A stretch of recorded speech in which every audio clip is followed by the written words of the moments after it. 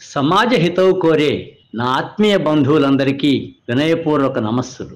మనకు ఏ నక్షత్రంలో జన్మించిన వారు, అది జన్మ నక్షత్రం కావచ్చు లేక నామ నక్షత్రం కావచ్చు, ఆ నక్షత్రానికి సంబంధించినటువంటి మొక్కను లేక వృక్షాన్ని పూజించిన నేపథ్యంలో వారికి అనేక శుభాలు కలుగుతాయి. దీనిలో మొదటిగా అశ్విని నక్షత్రం. ఈ నక్షత్రం యొక్క మొక్క జీడి మామిడి మొక్కను అశ్విని నక్షత్రం వారు పూజించినందువలన వారికి అనేక చర్మవ్యాధులు తగ్గడమే కాకుండా జననేంద్రియాల సంబంధించినటువంటి సమస్యలు కూడా పూర్తిగా నయమవుతాయి. అంతేగాక ఒక కార్యాన్ని తలపెట్టినప్పుడు ఆ కార్యసిద్ధి జరగడం కోసం ఈ జీడి మామిడి చెట్టుని పూజించినందువలన అనేక లాభాలు పొందవచ్చు. భరణి నక్షత్రం వారు ఉసిరి చెట్టును పూజించడం వలన వారి యొక్క జీర్ణ వ్యవస్థ సజావుగా ఉంటుంది. అంతేకాక ఈ నక్షత్రం వారు క్రియేటివిటీ ఎక్కువగా ఉన్నటువంటి వృత్తుల్లో బాగా రాణిస్తారు.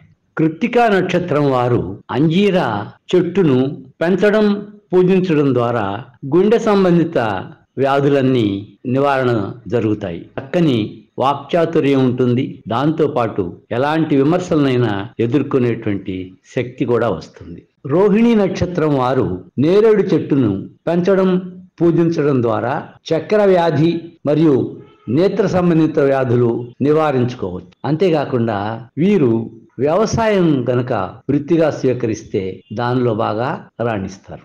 మృగశిర నక్షత్రం వారు మారేడు లేక చండ్ర చెట్టుని పెంచడం పూజించడం ద్వారా స్వరపేటిక, థైరాయిడ్, గొంతు సంబంధించినటువంటి వ్యాధులను నివారించుకోవచ్చు. వీరు ప్రత్యేకంగా బుధవారం ఈ చెట్టును పూజిస్తే ఆర్థిక సమస్యల నుండి బయటపడతారు. ఆరుద్ర నక్షత్రం వారు చింత చెట్టుని పెంచడం పూజించడం ద్వారా స్వరపేటిక మరియు గొంతు సంబంధిత సమస్యలను నివారించుకోవచ్చు. పునర్వసు నక్షత్రం వారు వెదురు చెట్టుని పెంచడం పూజించడం ద్వారా శ్వాసకోశ వ్యాధులు నివారించబడతాయి. ప్రధానంగా ఉబ్బసం. బాలింతలు దీన్ని పూజిస్తే వారి సంతానానికి దండిగా క్షీర వృద్ధి జరుగుతుంది. పుష్యమి నక్షత్రం వారు రావి చెట్టును పూజించడం ద్వారా నరాల సంబంధిత బాధల నుండి విముక్తి పొందుతారు. శత్రువుల బాధ నుండి రక్షణ కలుగుతుంది. రుణ బాధల నుండి కూడా విముక్తి లభిస్తుంది. స్త్రీలైతే సంతానవంతులవుతారు. ఈరోజు మన జస్టిస్ నాలెడ్జ్ హబ్లో జన్మ నక్షత్రాన్ని ఆధారం చేసుకొని వృక్షాలు నాటే కార్యక్రమాన్ని పెట్టడం, దానికి మనకి మాజీ మంత్రివర్యులు, మనందరికి కూడా ప్రియమిత్రులు, స్నేహితులు అయిన కన్నా లక్ష్మీనారాయణ గారు ముఖ్య అతిథిగా రావడం, అదేవిధంగా ఇంకొక ముఖ్య అతిథి అయిన మధ్య విమోచన సమితి చైర్మన్ గారైన లక్ష్మణరెడ్డి గారిని వేదిక మీద రావాల్సిందిగా కోరుతున్నాం. డాక్టర్ ఈవి నారాయణ గారు కూడా వేదిక మీద రావాల్సిందిగా కోరుతున్నాం. సోషల్ వారిని మీటింగ్ స్టార్ట్ చేయాల్సిందిగా. నా ప్రియమైన శిష్యులు, తమ్ములు, మంత్రివర్యులు కన్నా లక్ష్మీనారాయణ గారు, శిష్యులు ఇంకా అన్నానే కానీ స్నేహితులు, మరి వాళ్ళ ఈ మన కార్యక్రమానికి, మన ఐఏఎస్ అకాడమీకి, కౌంటింగ్ ఐఏఎస్ అకాడమీకి వారు వచ్చి ఇక్కడంతా తిలకించి దీనిలో ఉన్నటువంటి వివరాలన్నీ కనుక్కొని రావడం నేనైతే పరమ సంతోషాన్ని అనుభవిస్తున్నాను. మేడం గారికి వదిన అని చెప్పి తిరిగేవాడు, నన్ను అన్నయ్య అనేవాడు. అలాంటి రిలేషన్షిప్ ఒక టీచర్కి స్టూడెంట్కి ఉండడం అంటే నేను ఎంత గర్వపడుతున్నానో చెప్పలేను. అలాంటి నా విద్యార్థుల్లో చాలామంది ఆ స్థాయికి చేరుతున్నారు. సో ఆ 72 నుంచి 22 వరకు, అంటే అవి ఒక 28 సంవత్సరాలు, ఇది ఒక 22 సంవత్సరాలు, 28, 22, 50 సంవత్సరాలు మా అనుబంధం. ఈ వాటికి నాకు అవకాశం దొరికింది. సో దీనికి ఇచ్చేసినందుకు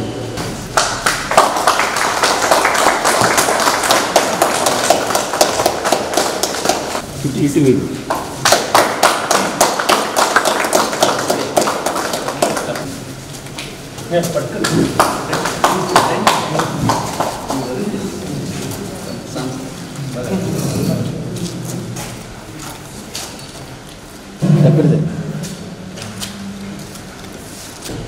డిపార్ట్మెంట్లో ఆలస్యంగా చేరిన మిగతా వాళ్ళందరికంటే మా ఇద్దరికి ఉన్న ఆత్మీయత.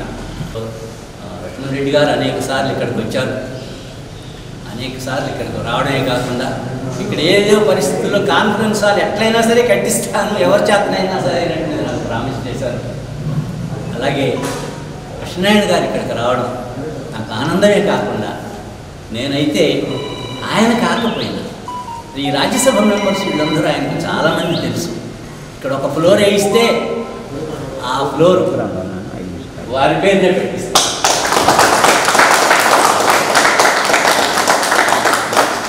ఇప్పుడు లక్ష్మణ్ రెడ్డి గారు ఇప్పుడు వారి సందేశాన్ని ఇస్తారు. నేను కళారక్షణ గురించి చాలామంది మిత్రులకు చెప్తుంటాను. ఒక నాయకుడు ఆ నాయకుడికి ఎవరైనా వచ్చి ఒక ఆహ్వానం అందిస్తే, మా బిడ్డ పెళ్ళి ఉంది, మా ఇంట్లో ఫంక్షన్ ఉంది అని ఆహ్వానం అందిస్తే 99% ఆ ఫంక్షన్కి రావాలని పట్టుబట్టి వచ్చి ఆశీర్వదించే ఏకైక నాయకుడు ఆంధ్రప్రదేశ్లో నాకు కనపడింది. తర్వాత ఆయనకు ఒక విషయం చెప్తే, సార్ ఇదిగో ఈ ట్రాన్స్ఫర్ కావాలి, అది ఈ వర్క్ చేసి పెట్టాలి అని చెప్తే ఆయన రాసుకొని డైరీలో రాసుకొని అది చేసి ఫోన్ చేసి మీ పని అయింది వెళ్ళి కలవండి అని అట్లా వెంటనే చెప్పేవాళ్ళు చాలా అరుదుగా ఉంటారు రాజకీయ. అంటే మంచి పని కాదు, చేయకూడదు అనుకుంటే చెప్పేస్తారు స్పష్టంగా, నా వల్ల కాదు, నేను చేయనండి. చేస్తానని చెప్తే మాత్రం అది ఆ వర్క్ అయ్యేంత వరకు నిరంతరం శ్రమిస్తాడు. వారిని పదే పదే వారిని విజ్ఞప్తి చేసి ఆ పని అయ్యేటట్టు చూస్తాడు. అది కూడా వారిలో ఉన్న ఒకటి. మన ఈవీఎన్ గారు రిటైర్ అయిన తర్వాత ఒక మంచి సంకల్పాన్ని అనుకొని దానికోసం నిరంతరం శ్రమించే వాళ్ళు చాలా అరుదుగా ఉంటారు. సో వారు రిటైర్ అయ్యి దాదాపు 18 ఏళ్ళు. చాలామంది రిటైర్ అయిన తర్వాత ఆ పెన్షన్ చూసుకుంటూ ఇంట్లో కుటుంబ సభ్యుల్ని, మనవరాల్ని వాళ్ళు ఆడిస్తూ పెంచుకుంటూ అలా జీవనం గడిపేవారు. కానీ దానికి పూర్తి భిన్నంగా కొన్ని వేల మంది విద్యార్థుల్లో ఒక ధైర్యాన్ని, ఒక చేయూతను అందించే వ్యక్తి ఈవీఎన్. ఈరోజు ఈ పంట పొలాల మధ్య ఇంత మంచి విశాలమైన గదులతో, ఇంత మంచి వాతావరణంలో రేపు భవిష్యత్తులో కొన్ని వేల మంది విద్యార్థులకి పోటీ పరీక్షల్లో మంచి తర్ఫీదుని, నైపుణ్యాన్ని అందించడానికి కృషి చేస్తున్న ఈవీఎన్ గారికి కృతజ్ఞతలు తెలియజేసుకుంటూ సెలవు. యాక్చువల్గా దీనిలో ప్రతి ఇసుక రేణువు ఇక్కడికి వచ్చిన వాళ్ళు, రాని వాళ్ళు, ఇక్కడికి ఆశీస్సులు పంపించినటువంటి వాళ్ళ గొప్పతనమే.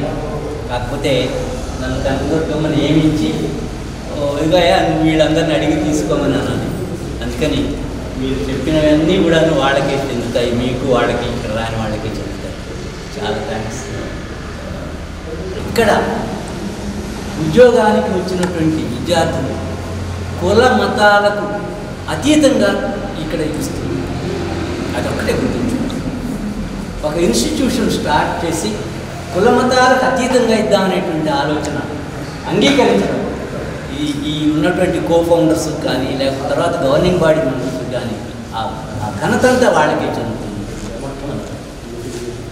అలాగే రేపు ఇప్పుడే చెప్తున్నాను వారికి, మనం ఇన్నాళ్ళు 18 సంవత్సరాల నుంచి స్కాలర్షిప్లు ఇచ్చాం. దాదాపు 1.5 స్కాలర్షిప్లు ఇచ్చాం 2 రాష్ట్రాల్లో. కానీ ఈ స్కాలర్షిప్లు ఇచ్చినప్పుడు ఏం చేస్తున్నారని అంటే సగిన ఉద్యోగాలు లేవని, అందుకని ఈ ఇన్స్టిట్యూషన్ అనేటువంటి ఒకటి ప్రారంభిద్దాం అనుకున్నాం.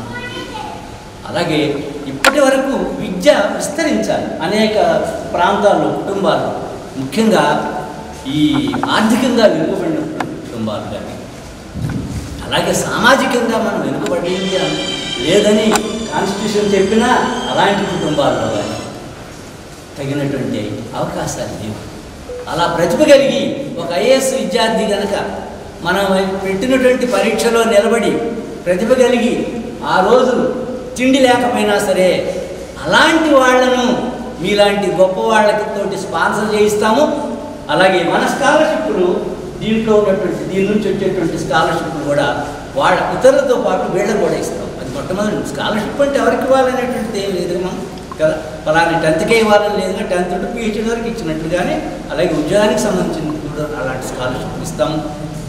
ఆ రోజుల్లో వీళ్ళందరూ మన పామతి సాంబశివరావు గారంటే, రాంగోపాల్ గారంటే, సుబ్బారావు గారు, ఇంకా ఇక్కడ అనేక మంది ఉన్నారు, చల్లటి శ్రీనివాస్ గారు, వీళ్ళందరూ కూడా ఈ సేకరణలో చాలా సహాయపడ్డారు. ఆయన అయితే వేరే రాష్ట్రాల నుంచి కూడా పామతి సాంబశివరావు వేరే రాష్ట్రాల నుంచి కూడా ఆయన దాదాపు 6-7 లక్షల రూపాయలు సేకరించడం జరిగింది. అందువల్లే మనం ఇంత స్థాయికి ఆ ఫండ్ని ఇక నుంచి మనం ఓకే అది ఒక పార్ట్, ఇది 2 వేరు కాదు, మీరు దయించి అర్థం చేసుకోండి. ఇవి 2 కళ్ళు. ట్రైన్ వెళ్ళాలంటే 2 పట్టాలు ఉండాలి, ఇది పట్ట అది పట్ట. ఇప్పటిదాకా విద్య వైపు ఉండండి, ఇప్పుడేంటి ఉద్యోగం, అటు ఉంటుంది ఇటు ఉంటుంది, అది వేరు ఇది వేరు అనేటువంటి దృష్టి కానే కాదు వచ్చినటువంటి ఆడియన్స్ తెలియాలనేటువంటి ప్రత్యేకమైనటువంటి అభిప్రాయంతో చెప్తారు. 2 ఒక్కటే, కుడి కన్ను ఎడం కన్ను కాదు. అయితే సూర్యుడు ఎక్కువగా కుడి కన్నులో ఉంటాడు. కౌండింగ్ ఎడ్యుకేషన్ ట్రస్ట్ మనకి ఫస్ట్ స్టార్ట్ చేసాం కాబట్టి కుడి కన్ను, ఇదేమన్నా ఎడం కన్ను. బట్ 2 ఈక్వల్లీ ఇంపార్టెంట్, ఆలస్యంగా వచ్చింది కాబట్టి. సో మీ అందరికీ నేను ప్రత్యేకంగా అన్వయించుకునేది ఏంటంటే, ఇప్పుడు లక్ష్మీనారాయణ గారు మాజీ మంత్రివర్యులు, ఈరోజు కూడా బీజేపీలో చాలా ప్రధాన పాత్ర వహించుతున్నటువంటి వారు తమ సందేశాన్ని అందిస్తారు.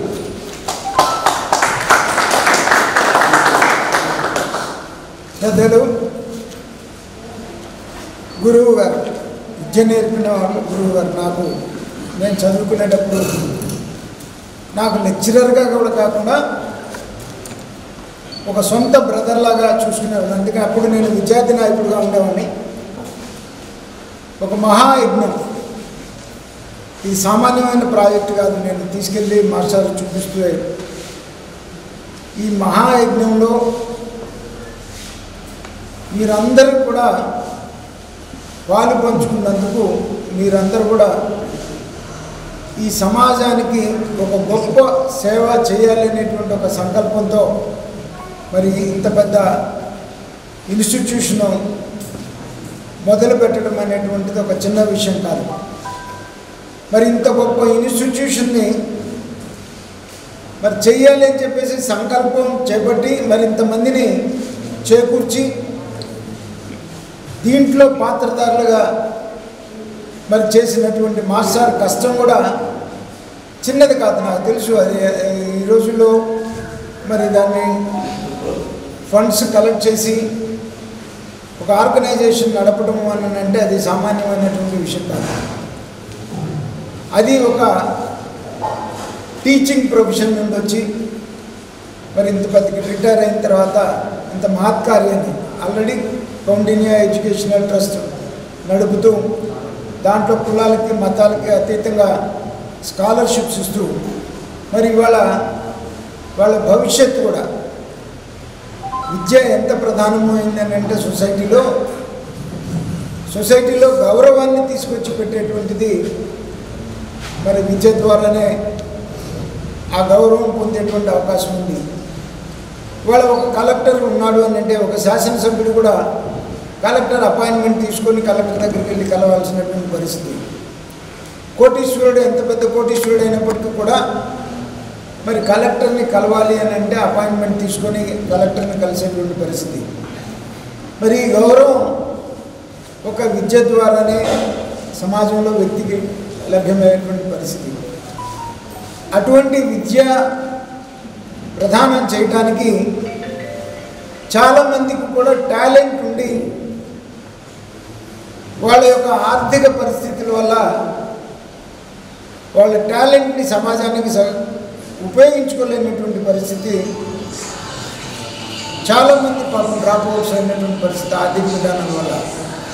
చదువు మెరిట్ స్టూడెంట్స్ అయినప్పటికీ కూడా ఆ స్థాయికి చేరుకోగలే సత్తా ఉన్నప్పటికీ కూడా వాళ్ళ కుటుంబానికి ఉన్నటువంటి ఆర్థిక ఇబ్బందుల వల్ల ఆ స్థాయికి చేరుకోలేనటువంటి పరిస్థితి, ఎంతోమంది డ్రాప్ అవుట్ అయినటువంటి పరిస్థితి చూస్తూ ఉన్నాం. మరి అటువంటి వాళ్ళకి మరి ఇటువంటి ఇన్స్టిట్యూషన్ స్థాపించి ఈ ఇన్స్టిట్యూషన్ ద్వారా మరి వారి టాలెంట్ని సమాజానికి దేశానికి అందించేటువంటి ఒక మహత్కార్యాన్ని, అందుకే నేను ఒక మహాయజ్ఞం అని అన్నది. మరి అటువంటి మహాయజ్ఞాన్ని మహత్కార్యాన్ని చేపట్టినటువంటి మాస్టర్ని నిజంగా వారిని హృదయపూర్వకంగా నేను అభినందిస్తూ మిమ్మల్ని అందరూ కూడా దాంట్లో పాలుపంచుకున్నటువంటి మీరందరూ కూడా మరి ఈ మహత్కార్యంలో పాలుపంచుకున్నందుకు మీరందరూ కూడా భగవంతుడు మంచి ఆయురారోగ్యాలు ఇవ్వాలని ఇంకా శక్తిని ఇవ్వాలని అనేక మందికి దీంట్లో అవకాశం కలిగేటువంటి అవకాశం కూడా కల్పించాలని చెప్పేసి నేను ఈ సందర్భంగా కోరుతూ ఈనాడు ఇటు చక్కని కార్యక్రమాలు పాలుపంచుకునేటువంటి అవకాశం కల్పించినటువంటి మాస్టర్కి ధన్యవాదాలు తెలియజేసుకుంటున్నాను.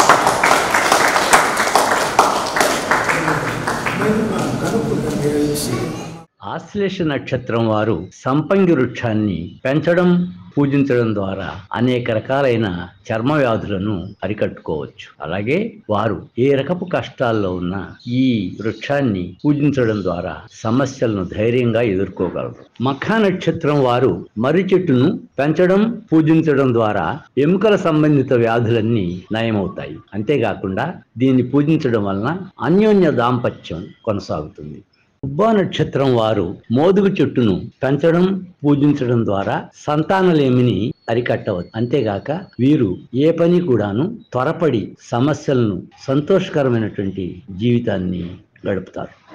ఉత్తర నక్షత్రం వారు జువ్వి చెట్టును పెంచడం పూజించడం ద్వారా హృదయ సంబంధిత వ్యాధుల్ని అరికట్టుకోవచ్చు. అంతేగాక వీరు మిత్ర బృందాన్ని పెంచుకోవడంలో దీన్ని పూజించడం ద్వారా సఫలీకృతులవుతారు. హస్త నక్షత్రం వారు కుంకుడు చెట్టును పెంచడం పూజించడం ద్వారా ఉదర సంబంధిత వ్యాధులన్నీ నయమవుతాయి. అంతేకాకుండా వీరు ఎలాంటి కష్టాలనైనా ఎదుర్కొని విజయం సాధించాలంటే ఈ చెట్టును పూజించాలి. చిత్తా నక్షత్రం వారు తాడి చెట్టును పెంచడం పూజించడం ద్వారా పేగు సంబంధిత వ్యాధులు, అల్సర్స్, జననాంగ సంబంధిత వ్యాధులు నయం కావచ్చు. అంతేకాకుండా వీరి శత్రువులని మిక్కిలి నైపుణ్యతతో తగినట్లుగా సమాధానం చెప్పి వశపరుచుకుంటారు. స్వాతి నక్షత్రం వారు మద్ది చెట్టును పెంచడం పూజించడం ద్వారా వీరికి స్త్రీలకు ప్రత్యేకంగా గర్భకోశ వ్యాధులు నయమవుతాయి. అంతేకాకుండా వీరు అన్ని విద్యల్లోనూ రాణిస్తారు. ఉదర సంబంధిత వ్యాధులు కూడా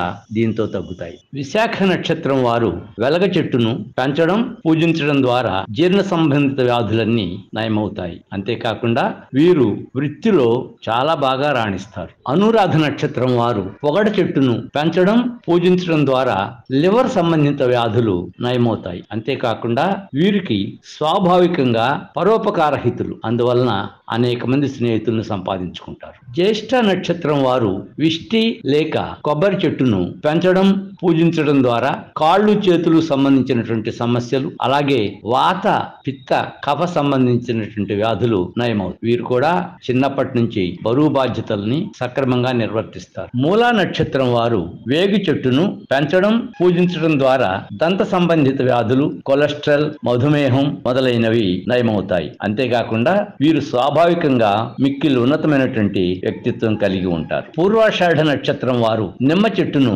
పెంచడం పూజించడం ద్వారా వీరికి సెగ్గడ్డలు, కీళ్ల నొప్పులు, వాత నొప్పులు, జన్నేంద్రియ సంబంధిత వ్యాధులు నయమవుతాయి. అంతేకాకుండా వీరు అనేక మందితో సత్సంబంధాలు కలిగి సమాజంలో గౌరవ ప్రతిష్టలు పొందుతారు. ఉత్తరాషాఢ నక్షత్రం వారు పనస చెట్టును పెంచడం పూజించడం ద్వారా చర్మ వ్యాధులు నయమవుతాయి. అంతేకాకుండా వీరు ఎల్లప్పుడూ ఆర్థిక ఇబ్బందులు అంటూ తెలియవు. వీరు బాగా భూములు కొనడం మొదలైనవి చేసి చాలా ఆనందంగా ఉంటారు. శ్రవణ నక్షత్రం వారు జిల్లేడు మొక్కను పెంచడం పూజించడం ద్వారా వారికి అనేక రకమైన మానసిక రుగ్మతలు తొలగిపోవడం, అలాగే ధన సంబంధమైనటువంటి విషయాల్లో సక్రమంగా అన్నీ కలిసి రావడం, దాంతో పాటు తలపెట్టిన కార్యాన్ని విజయం చేకూర్చడానికి ఉపయోగపడతారు. ధనిష్ట నక్షత్రం వారు జమ్మి చెట్టును పెంచడం పూజించడం ద్వారా చక్కటి తెలివితేటలు కలిగి మంచి వాక్చాతుర్యం, మిక్కిలి ధైర్యవంతులయ్యటమే కాకుండా స్నేహితుల యొక్క అండదండలు ఎల్లప్పుడూ ఉంటాయి. దాంతో పాటు సత్సంతానాభివృద్ధికి బాగా తోడ్పడుతుంది. శతభిష నక్షత్రం వారు కడిమి చెట్టును పెంచడం పూజించడం ద్వారా మోకాళ్లకు సంబంధించిన సమస్యలు తొలగిపోవడమే కాకుండా చక్కని శరీర సౌష్ఠవం కలిగి మంచి ఉద్యోగంలో స్థిరపడతారు. పూర్వభాద్ర నక్షత్రం వారు మామిడి చెట్టును పెంచడం పూజించడం ద్వారా అనేక రకాలైన లాభాలు కలుగుతాయి. ప్రత్యేకంగా వీరు కళలు, రాజకీయాలు, సాంస్కృతిక కార్యక్రమాల్లో చాలా విజయాన్ని సాధిస్తారు. అంతేకాకుండా విదేశయానం ఉంటుంది, ఆర్థిక స్థిరత్వం ఉంటుంది. ఉత్తరాభాద్ర నక్షత్రం వారు వేప చెట్టును పెంచడం, పూజించడం ద్వారా శ్వాసకోశ వ్యాధులు పూర్తిగా నయమవుతాయి. అంతేకాకుండా వీరు విదేశాలలో ఉద్యోగాలకు అలాగే విద్యకు వెళ్లేటువంటి అవకాశాలు మెండుగా ఉంటాయి. వీరి సంతానం వలన పేరు ప్రతిష్టలు వస్తాయి. అలాగే మంచి వైవాహిక జీవితం, ఆర్థిక స్థిరత్వం ఉంటుంది. రేవతి నక్షత్రం వారు విప్ప చెట్టును పెంచడం, పూజించడం ద్వారా థైరాయిడ్ సమస్యలు తొలగిపోతాయి. అంతేకాకుండా వీరు వినూత్నమైనటువంటి వ్యాపారాల్లో రాణిస్తారు. వీరికి సమాజంలో గౌరవ ప్రతిష్టలు పుష్కలంగా లభిస్తాయి. సంతాన ప్రేమ, అంతేకాకుండా అన్ని కార్యక్రమాల్లో విజయం సాధిస్తారు. రేవతి నక్షత్రం వారు విప్ప చెట్టును పెంచడం, పూజించడం ద్వారా థైరాయిడ్ సమస్యలు తొలగిపోతాయి. అంతేకాకుండా వీరు వినూత్నమైనటువంటి వ్యాపారాల్లో రాణిస్తారు. వీరికి సమాజంలో గౌరవ ప్రతిష్టలు పుష్కలంగా లభిస్తాయి. సంతాన ప్రేమ, అంతేకాకుండా అన్ని కార్యక్రమాల్లో విజయం సాధిస్తారు. ఆత్మీయ బంధువులారా, మీ శ్రీనారాయణ కౌండిన్య వినయపూర్వక విన్నపం ఏమిటంటే, మన జస్యల నాలెడ్జ్ హబ్ ను సందర్శిస్తారో అప్పుడు మన నాలెడ్జ్ హబ్ లో ఉన్నటువంటి ఈ 27 మొక్కలకు మీ నక్షత్రానికి సంబంధించినటువంటి ఆ మొక్కను పూజించి ధన్యులు కమ్మని వినయపూర్వకంగా కోరుకుంటున్నాను. Thank you very much.